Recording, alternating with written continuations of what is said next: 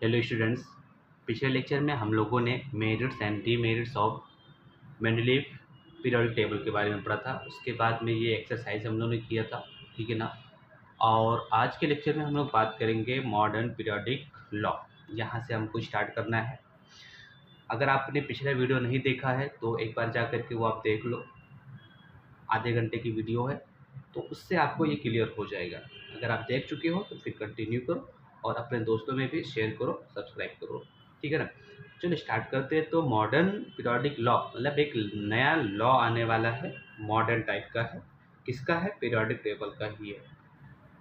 हुआ क्या? The scientific world did not know anything about the interior of the atom when Mendeleev put for the periodic table. जब Mendeleev ने periodic table दिया, जब भी वो पीरियोडिक टेबल के बारे में बात कर रहे थे, तो उस टाइम पे एटम के अंदर के साइड का, इनर साइड का, ठीक है ना, कुछ भी आइडिया नहीं था। अब एटम के इनर साइड मीन्स कि जो आप पढ़ के आए हो प्रीवियस ईयर में, जैसे कि आप पढ़ के आए हो कि कोई भी मान लो एटम है, तो उसमें क्या होता है, सेंटर में न्यूक्लियस होता है और फिर उसके बाद में ये बहुत सारे ऑर्बिट होते हैं और ऑर्बिट के अंदर इलेक्ट्रॉन होते हैं। ये आप पढ़ के आए हो। तो ये इनर साइड है, ठीक है ना, ये उसके अंदर की बात हो रही है अब। तो उस टाइम तक का कुछ भी आइडिया नहीं था जब वो पीरियोडिक टेबल के बारे में बता रहे थे, ठीक है ना। After the discovery of electron, फिर बाद में क्या हुआ, धीरे धीरे, क्योंकि हम लोगों ने कल एक सेंटेंस पढ़ा था पिछले लेक्चर में कि हमारा क्या है, साइंस क्या है, एक प्रोग्रेसिव है, science day by day progress कर रहा है। तो बाद में क्या हुआ, इलेक्ट्रॉन की भी डिस्कवरी हुई। इलेक्ट्रॉन की भी डिस्कवरी हुई, तो इलेक्ट्रॉन की डिस्कवरी के बाद में क्या हुआ, scientist start the exploring the relation between the electron number of an atom and atomic number. जैसे जैसे इलेक्ट्रॉन की खोज हुई, देखो अब यहाँ पे क्या होता है, सेंटर में क्या होता है, प्रोटॉन होता है। सेंटर में प्रोटॉन और न्यूट्रॉन होता है, ठीक है ना। और इसके चारों तरफ क्या होते हैं, इलेक्ट्रॉन होते हैं। यहाँ पे इलेक्ट्रॉन होते हैं, ध्यान से समझना।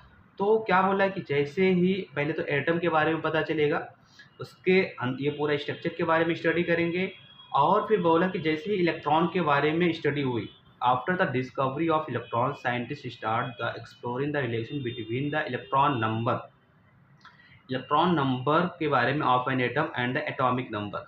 अब यहाँ पे दो चीज़ें बात कर रहे हैं, देखो वैसे देखा जाए दो वर्ड हैं दोनों, लेकिन दोनों का मीनिंग निकल के बाद में फाइनली सेम आएगा। क्या है, एक है एटॉमिक नंबर, पहला क्या है एटॉमिक नंबर, और दूसरा क्या है इलेक्ट्रॉन नंबर, ठीक है ना। इलेक्ट्रॉन नंबर और एटॉमिक नंबर। तो एटॉमिक नंबर की बात करेंगे तो टोटल मान लो यहाँ पे क्या है, प्रोटॉन होते हैं, सेंटर में होते हैं प्रोटॉन।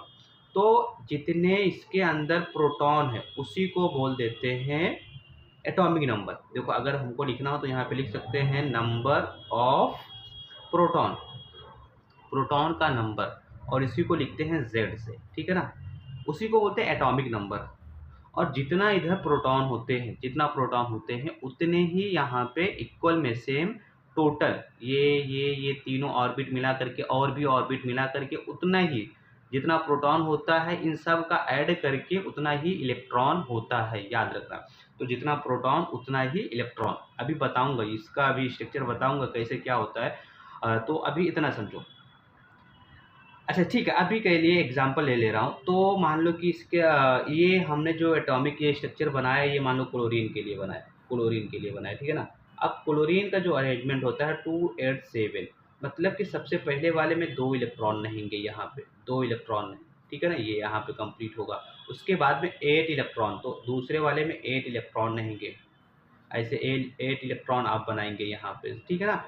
और उसके बाद में जब ये 8 इलेक्ट्रॉन हो जाएंगे, लास्ट में आपके पास में कितना इलेक्ट्रॉन बचेगा, 7। तो लास्ट वाले में आपको 7 बनाना है, 2 3 4 5 6 और 7। इस तरीके से ये क्लोरीन का हमने बनाया। तो मैंने क्या बताया कि देखो total number of proton, total number of proton को आप क्या बोलते हैं, एटॉमिक नंबर। और जो नंबर ऑफ प्रोटॉन होता है वो नंबर ऑफ इलेक्ट्रॉन के इक्वल होता है, जितना प्रोटॉन होता है। अब इसमें ये समझ में आएगा कि ये क्या है, इधर टोटल कितने इलेक्ट्रॉन हैं, 17, तो इसके अंदर प्रोटॉन कितना होगा, 17। ये बात आप याद रखिएगा। नेक्स्ट यहाँ पे पहले लाइन रीड करते हैं। तो देन क्या हुआ, the atomic number in Mendeleev periodic table only indicated the serial number.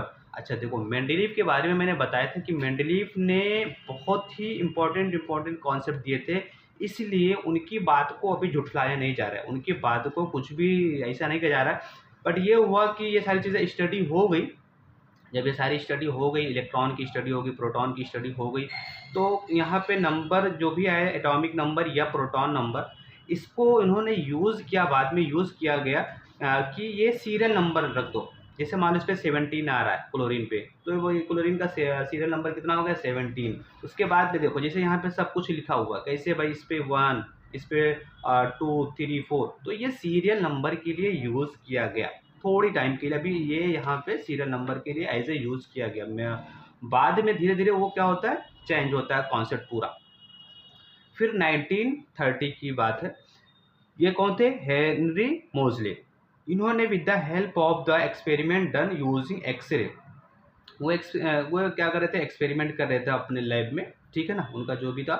तो उसमें उन्होंने क्या कहा, that the atomic number of an element correspond to the positive charge of the nucleus and the number of proton and in the nucleus the atom are. देखो यहाँ पे मोजले ने क्या कहा कि ये जो प्रोटॉन नंबर है या यहाँ पे जो एटॉमिक नंबर है और ये इसके अंदर जो प्रोटॉन है, प्रोटॉन को उन्होंने कहा कि ये पॉजिटिव चार्ज है, मतलब न्यूक्लियस है पॉजिटिव चार्ज है। जितने यहाँ पे पॉजिटिव चार्ज होगा उतना ही क्या होंगे, निगेटिव चार्ज होंगे। इन्होंने मोजले ने बताया कि प्रोटॉन जितना है उतना ही नेगेटिव चार्ज है इलेक्ट्रॉन का। तो उन्होंने क्या कहा, positive charge on the nucleus, the number of proton in the nucleus, ठीक है ना। फिर से एक बार रीड करता हूँ, that the atomic number Z, Z से लिखते हैं उसको, of an element correspond to the positive charge. देखो वो पॉजिटिव चार्ज क्रिएट करेगा न्यूक्लियस के ऊपर, ऑन द न्यूक्लियस, या फिर कह सकते हो दूसरी तरीके से, the number of proton in the nucleus of an atom, ठीक है ना। नंबर ऑफ जितने भी यहाँ पे कितने जैसे मान लो इस केस में कितने भी हैं, तो नंबर ऑफ प्रोटॉन, यहाँ पे प्रोटॉन आएंगे 17, यहाँ पे इलेक्ट्रॉन भी 17 आएगा, इस तरीके से। उसके बाद में फिर क्या हुआ, अच्छा ये जब बात इन्होंने कही उसके बाद में, this reveal that atomic number is more fundamental properties of an element than its atomic mass. Mendeleev ने एटॉमिक मास वर्ड यूज़ किया था, ठीक है ना, कि किसी भी एलिमेंट की जो प्रॉपर्टीज़ होती है वो एटॉमिक मास पे डिपेंड करती है।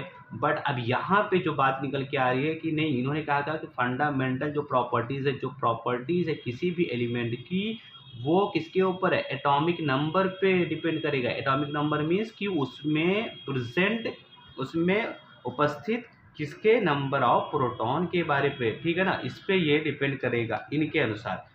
अब इस तरीके से इनके जो अकॉर्डिंग टू स्टेटमेंट, इस स्टेटमेंट के हिसाब से मॉडर्न पीरियोडिक लॉ चेंज हुआ। इसमें क्या आया, प्रॉपर्टीज ऑफ एन एलिमेंट, किसी भी एलिमेंट की properties are the periodic function of their atomic number. इसमें इसका मीनिंग ये हुआ कि अगर प्रॉपर्टीज ऑफ एलिमेंट, किसी भी एलिमेंट की प्रॉपर्टीज क्या होती है, पीरियोडिक फंक्शन, मतलब वो रिपीट होती हैं एटॉमिक नंबर जैसे, एटॉमिक नंबर के हिसाब से। एटॉमिक नंबर मान लो, देखो ये पीरियोडिक टेबल है, पीरियोडिक टेबल में यहाँ पे 1 है, यहाँ पे 2 है, 3 है, 4 है। तो अगर आप इनका क्या करेंगे, कॉन्फ़िगरेशन निकालेंगे, नंबर ऑफ प्रोटॉन देखेंगे लास्ट में, जैसे मान लो लिथियम के लास्ट में लिथियम का कितना है दिया गया है, यहाँ पे 3 दिया गया है, तो इसको लिखोगे तो 2, 1। सोडियम का लिखोगे, सोडियम का 11 होता है, तो सोडियम का क्या होता है 2, 8, 1, ठीक है ना। ऐसे पोटेशियम का निकालोगे तो पोटेशियम का 2, 8, 8, 1। देख रहे हो कैसा हुआ, क्योंकि पोटेशियम का 19 है, इसका 11 है, इसका 3 है। तो ये एक ही तरीके से सबके स्टार्टिंग में 2, फिर ये 8 स्टार्ट होगा, सबके लास्ट में 1। तो ये पीरियोडिक फंक्शन इसी को बोलते हैं कि उनका कॉन्फ़िगरेशन, उनके लास्ट में इलेक्ट्रॉन, ठीक है ना, और उनका जो अरेंजमेंट सब कुछ एक तरीके से आ रहा है, तो इसीलिए पीरियोडिक फंक्शन, इसलिए ये वर्ड यूज़ किया गया है। यहाँ पे क्या कहा गया, प्रॉपर्टीज ऑफ एन एलिमेंट और the periodic function of their atomic number. और ये क्या है, एटॉमिक नंबर के उस पर डिपेंड कर रहे हैं, और सबका एटॉमिक नंबर लगभग देखो उसी के तरीके से, एक ही तरीके से इनका बिहेवियर होता है, ठीक है ना।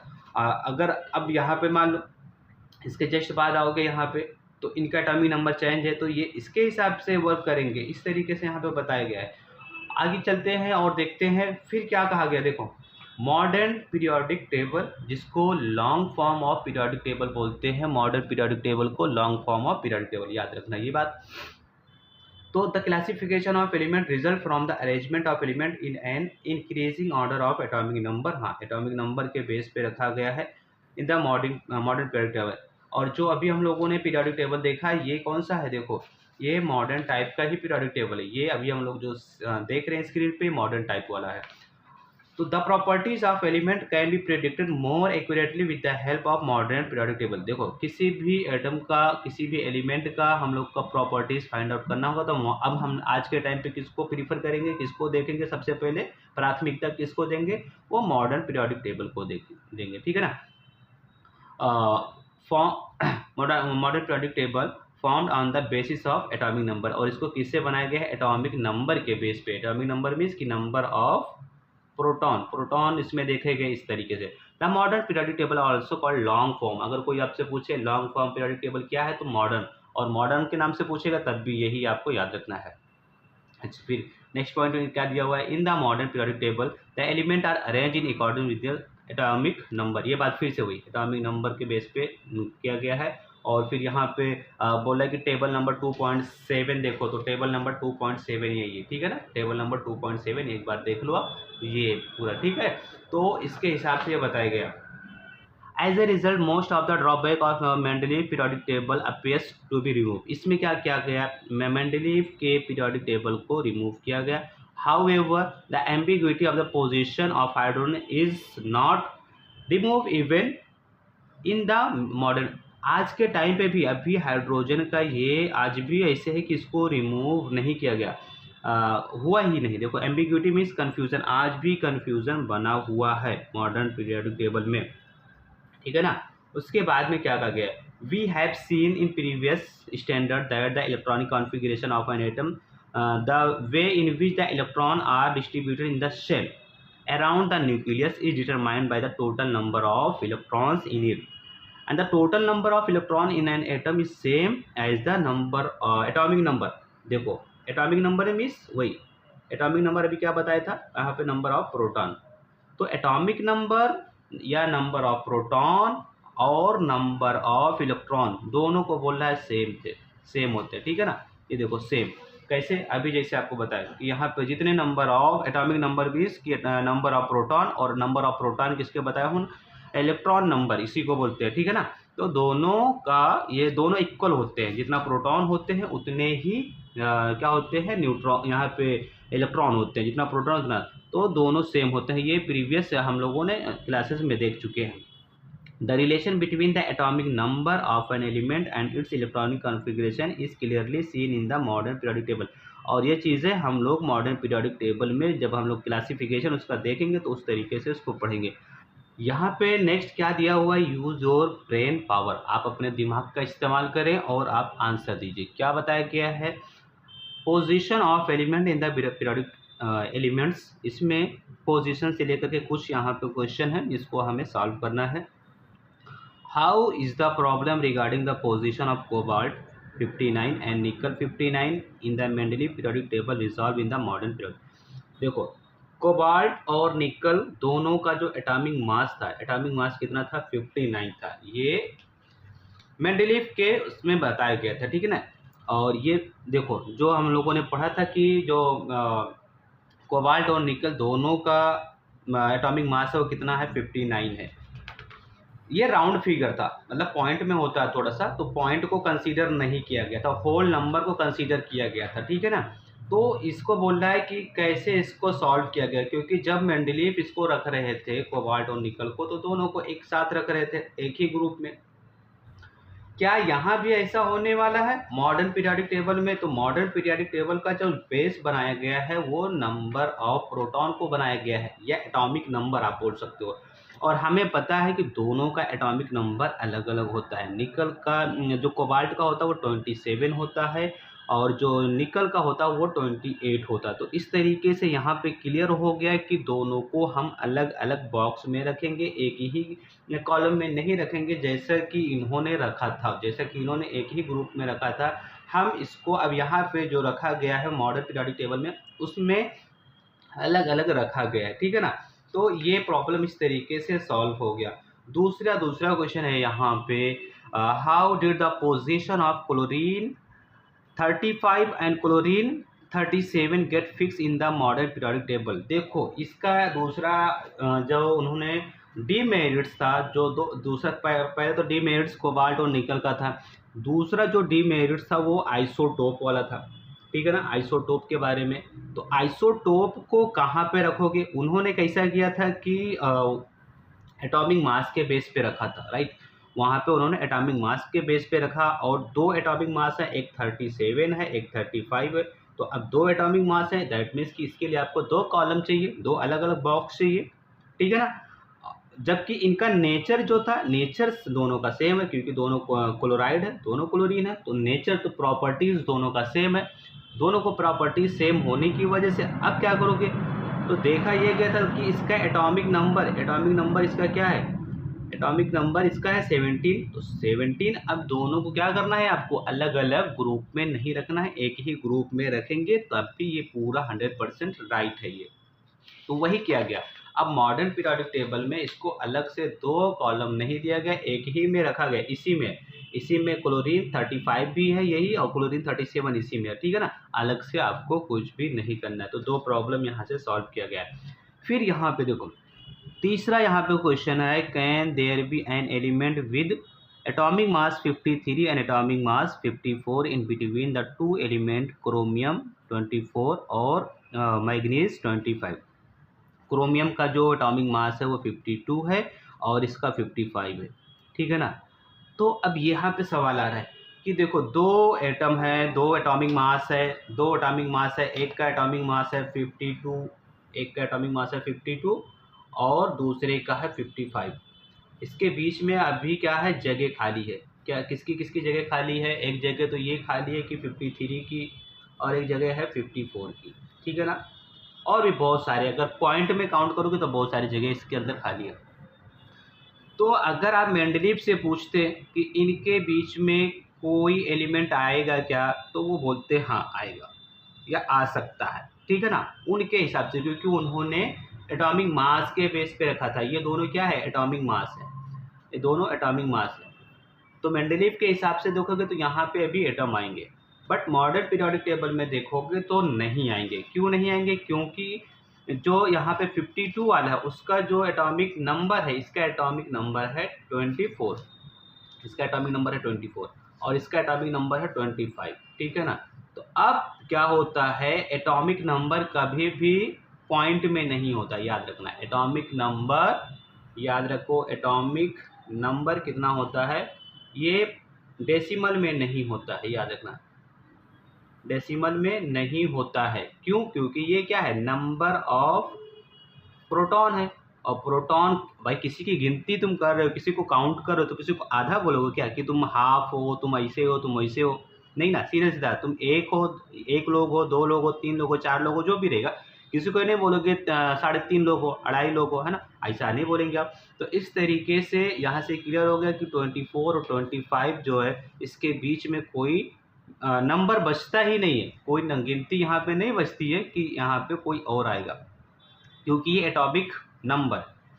अगर एटॉमिक मास देखोगे तो बोलेंगे हाँ भाई आएगा, बट यहाँ पे नहीं आएगा, ठीक है ना, क्योंकि अब मॉडर्न में हमको बताना है, can there be an element with the atomic mass 53 and 54 in between, बोला कि वही कि 52 और 55 के बीच में 53 54 आएगा क्या, तो नहीं आएगा। क्यों, क्योंकि अब यहाँ पे एटॉमिक नंबर को पीरियोडिटी दी गई है। नेक्स्ट क्वेश्चन है, यहाँ पे नेक्स्ट डाउट है, what do you think should hydrogen be place in the group 17 hydrogen group और or group 1 of alkali metals in the modern periodic table. तो इसका डाउट आज भी अभी बना हुआ है, क्योंकि क्या है, इसको ना आप 1 में रख सकते हो, ना आप 17 में रख सकते हो, बट फिर भी इसको 1 में रख करके अभी काम चलाया जा रहा है, क्योंकि ये क्या है, गैस है, हाइड्रोजन क्या है, गैस है, बट इसको मेटल के साथ में रखा गया है। और ये इसके कुछ कैरेक्टर जो हैं कि कुछ इसके प्रॉपर्टीज़ ये हैं, इसके हैलोजन की तरीके से, मतलब फ्लोरीन, क्लोरीन, ब्रोमीन की तरीके से भी काम कर रहा है। तो इसको अभी इसका करेक्ट अभी आज भी इसमें एम्बिग्यूटी बनी हुई है, कन्फ्यूज़न बनी हुई है, ठीक है ना, हाइड्रोजन को लेकर के। तो इस तरीके से हमने आज का लेक्चर कंप्लीट किया। यहाँ पे अभी और भी टॉपिक हैं तो उसको हम बात करेंगे नेक्स्ट वीडियो में, जिसमें हमारा टॉपिक होने वाला है structure of the modern periodic table. तो ये वीडियो अगर आपको पसंद आ रही हो तो प्लीज़ लाइक करो, शेयर करो, सब्सक्राइब करो और चैनल को सपोर्ट करो, क्योंकि वीडियो बनाने में, लेक्चर्स ये सब एक्सप्लेन करने में मेहनत लगती है, बहुत सारे टाइम जाते हैं। तो प्लीज़ सब्सक्राइब करो और सपोर्ट भी करें। Thank you for watching.